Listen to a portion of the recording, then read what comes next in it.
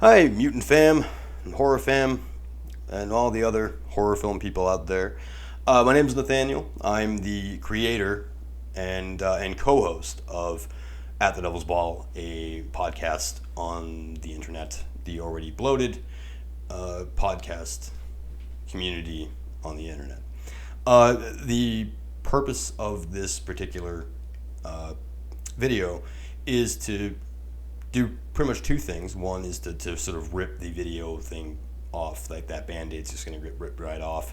Can get used to our ugly voices, now you can get used to our ugly faces.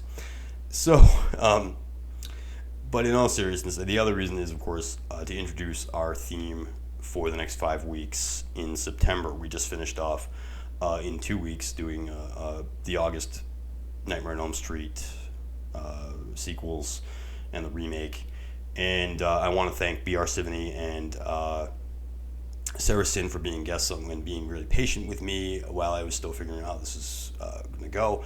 We're still working on making that go, but we're getting there. We were actually extremely successful, way more than I thought we would be in August, averaging at about 15 viewers per episode, which is huge for me. I had made a joke, half serious joke of, if I get 4 viewers, I'll feel like Casey Kasem, which is a reference for the kids. But so I'm really, really excited about that. We keep getting more and more notifications on our show going onto different, more and more platforms. I think we're up to like 6 or 7 now, which is remarkable to me. Even though it's a standard issue for going through Anchor FM, we're now everywhere, or capable of being everywhere, which is huge and is really, really great. And I want to say thank you to everybody who has watched it. We love you. Of course, now I've added, as it was announced in episode 4, Samuel Numene is now my co-host. I'm really excited about that. I think we both see the show the same way and where we want to go with it, and that's a very rare thing. So I'm very, very excited about that. And again, thank you for watching it. We appreciate any shares or retweets you might give us. We are available on Twitter at devils_at devils_at. I probably will end up changing that. I don't think that really works that well, but for now, we'll keep it that way. So really quickly, to talk about where we're going next, we're doing in September for the next 5 weeks. Our plan is to do our first creator spotlight, where we're going to talk about. Originally, Sammy had kind of wanted to do Stephen King, and I had said, not everybody's doing Stephen King. Like, there's like probably a dozen podcasts exclusively to Stephen King that are probably actually even better than ours in that respect. But then he said, well, what about these Stephen King? A list of films and miniseries, and said, well, what about these? And I said, well, actually, you're onto something there, because I think most of them are actually directed by the same guy, and that man is Mick Garris. So we're going to be doing Mick Garris Appreciation Month in September for the next 5 weeks, starting on August 31st, this coming Monday. We'll have our first episode, which is going to be Stephen King's The Shining, made in 1997 for ABC, 3-part miniseries. We're really excited about it, and we hope you will be too. If you don't know who Mick Garris is, I can guarantee you that if you're one of the people that are more on the horror adjacent side of things, you've still seen something that Mick Garris has done.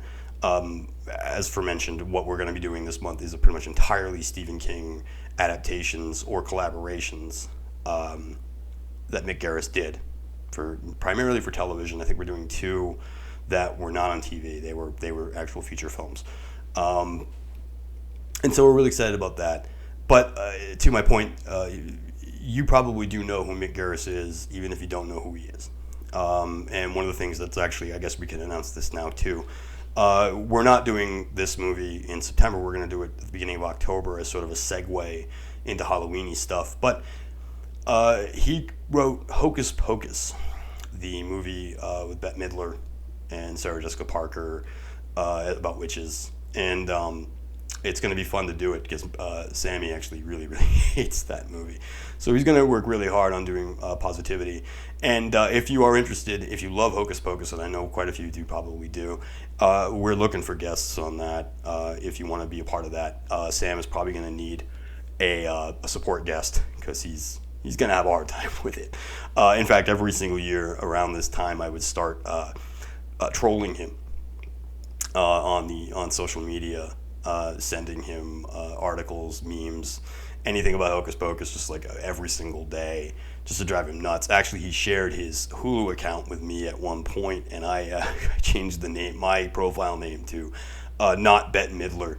So every single time he logged into Hulu, he would be reminded of Hocus Pocus, which is me being kind of a jerk, but it was definitely funny.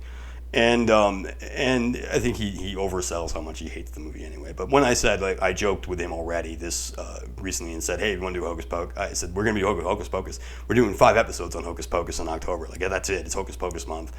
And he said, actually, let's do it. I love a challenge, and I want to talk positively and analyze that. And it's a movie that's important to so many people that we're gonna tackle it. But yeah, we are looking for guests on that.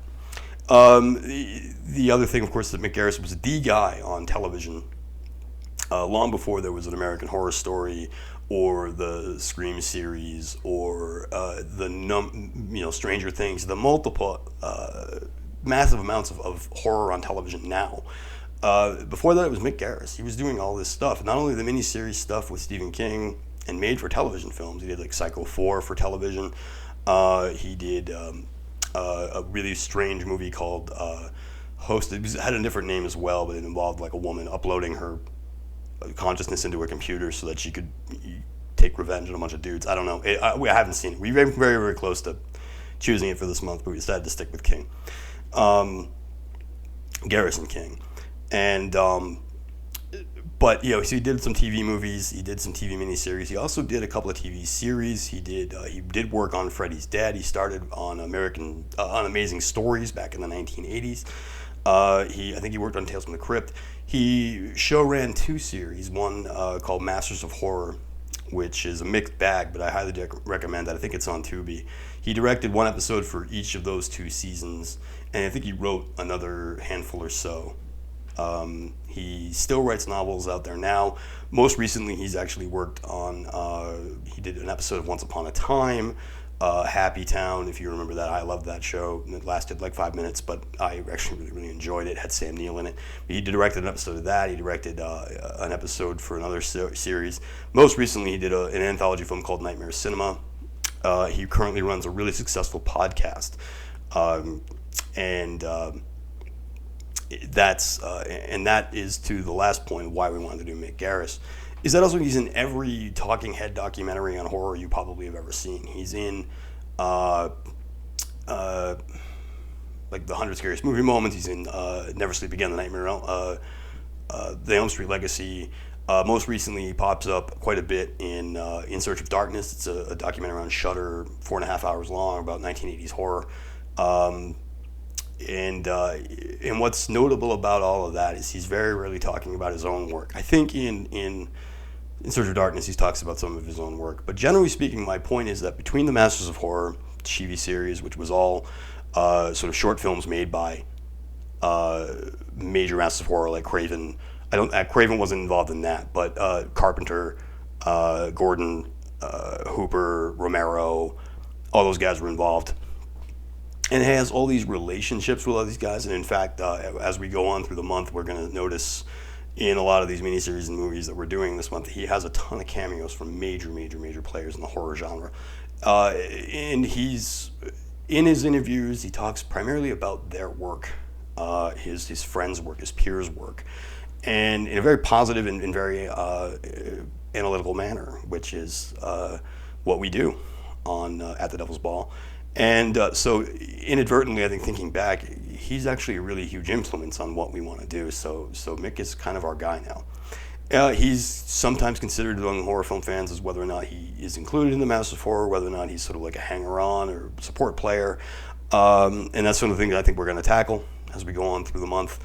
I myself have made jokes about Mick Garris in the past that and Mick, if you're watching this, I apologize.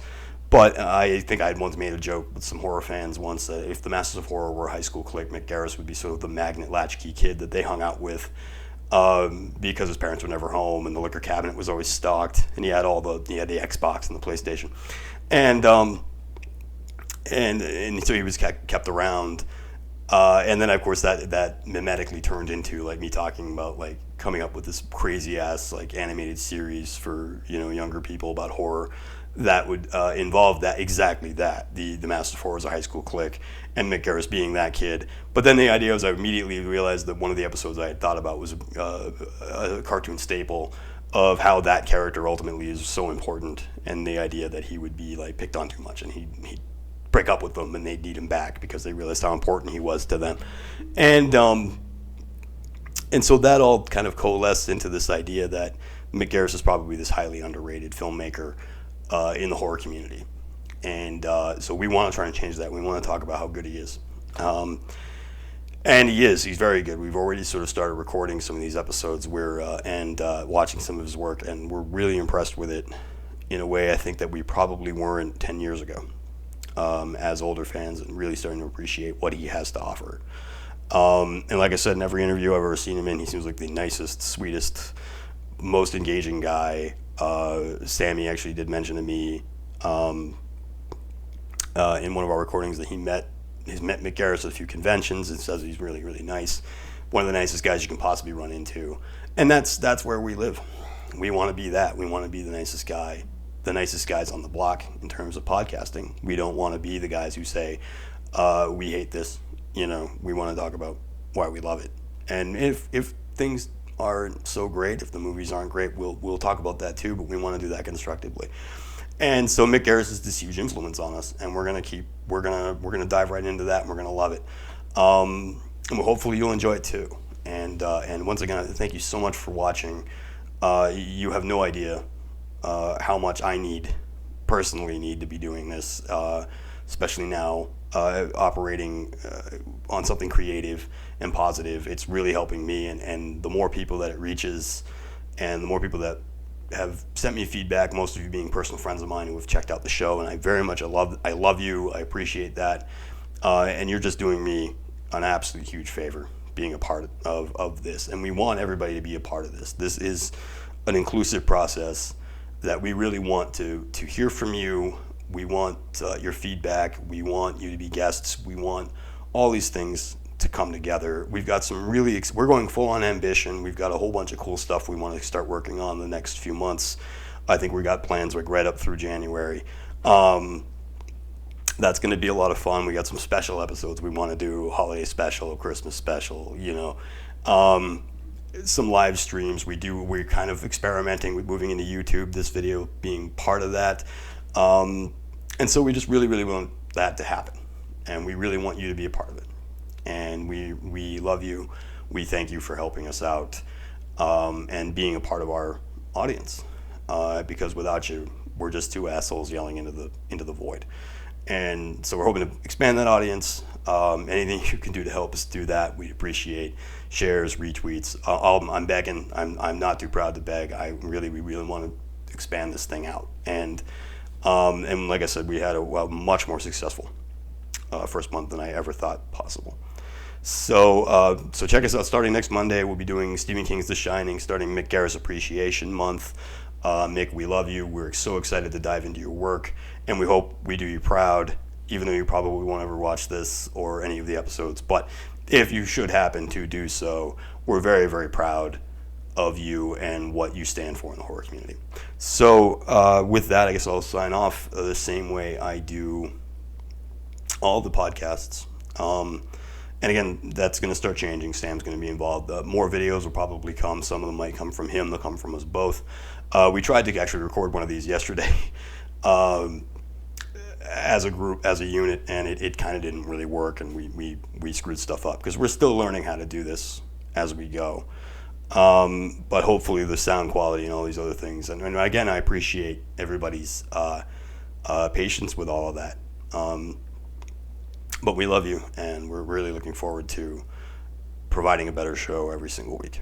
And any feedback you have to help us do that, we definitely want to hear it. just be nice to us because we're fragile. So I'll sign off the same way I do every week. Keep it positive, keep it constructive, do it with love. Love yourselves, love your horror fans, love your horror. Be nice to each other, respect each other. It's a lonely, dangerous world out there, and the horror genre should be inclusive. It should be a place where everyone can relate to each other. It's a fun genre. Have some fun with it, and just love each other. To quote Bill and Ted, be excellent to each other. So thank you very much for watching. Thank you for watching this video. Thank you for tuning into our podcast. And most of you, some of you know that I'm a huge Lost fan. Some of you probably have caught the reference. And I say it at the end of every episode, but in Lost is a guy who does like namaste. So I do that at the end of every episode as sort of my little nod to my fellow Losties out there, my 815ers. But yes, thank you. We love you. Good night and namaste.